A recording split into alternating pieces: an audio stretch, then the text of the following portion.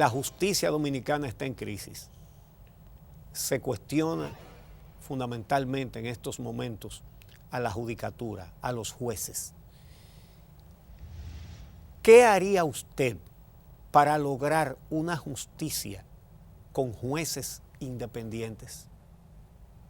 Mira, Uchi, en el año 1998, el PRD, nuestro antiguo partido, ganó la mayoría en el Congreso. ¿Qué hizo el PLD?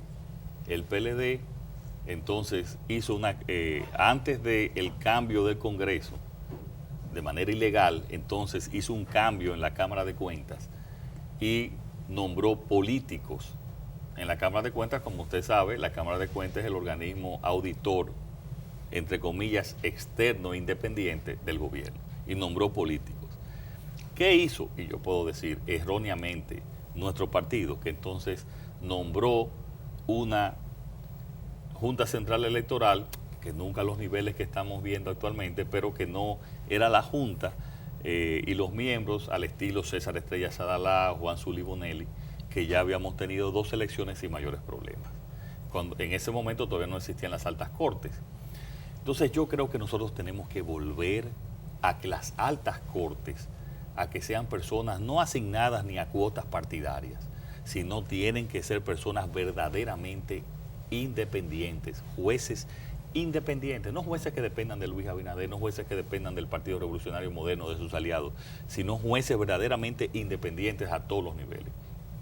Mire el caso del Tribunal Superior Electoral. Con ese Tribunal Superior Electoral, actualmente en la República Dominicana, es una grave amenaza a la paz y a la democracia de nuestro país. Todos son políticos.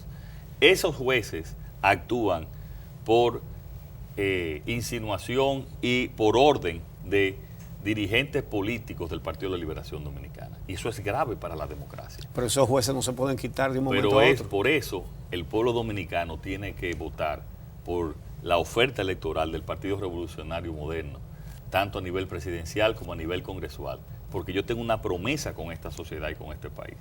Y nuestra promesa es nombrar jueces, ya en el 2007, jueces verdaderamente independientes, que vayan a administrar justicia. Y ese es un compromiso que tenemos con nuestro país, que lo reiteramos aquí y que lo hemos dicho en otras ocasiones.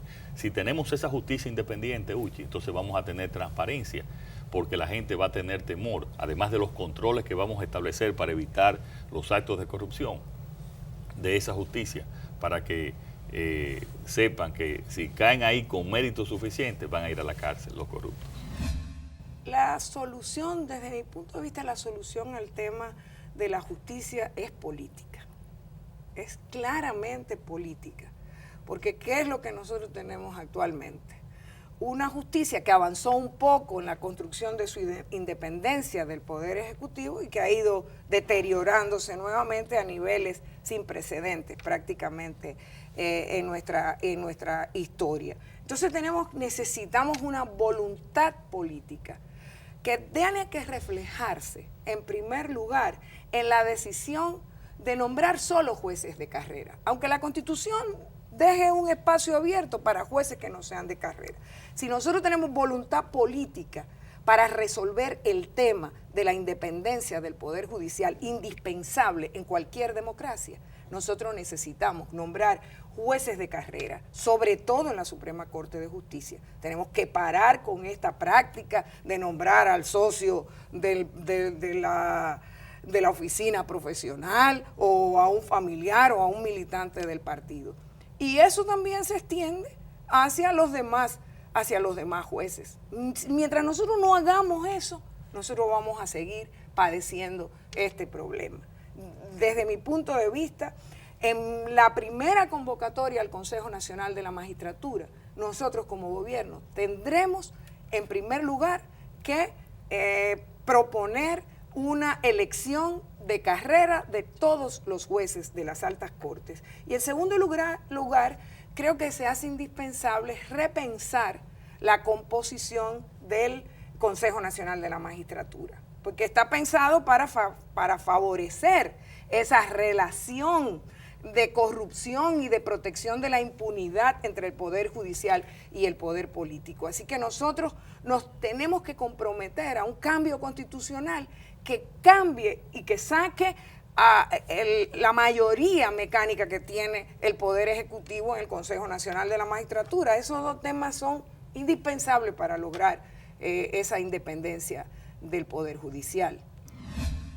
Nosotros estamos muy conscientes de que este es un aspecto medular. San Agustín decía que son los reinos de la tierra sin la justicia, puros latrocinios.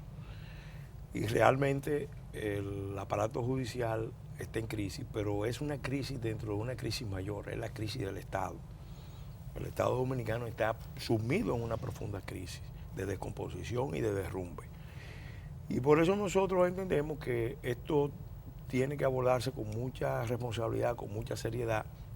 Cuando se discutía la reforma constitucional, esta constitución del 2010, nosotros propusimos que el Consejo Nacional de la Magistratura se definiera de otra manera, que no tuviera tanta carga política, que además de la representación política tuviera una representación social. Hicimos la propuesta y fue rechazada.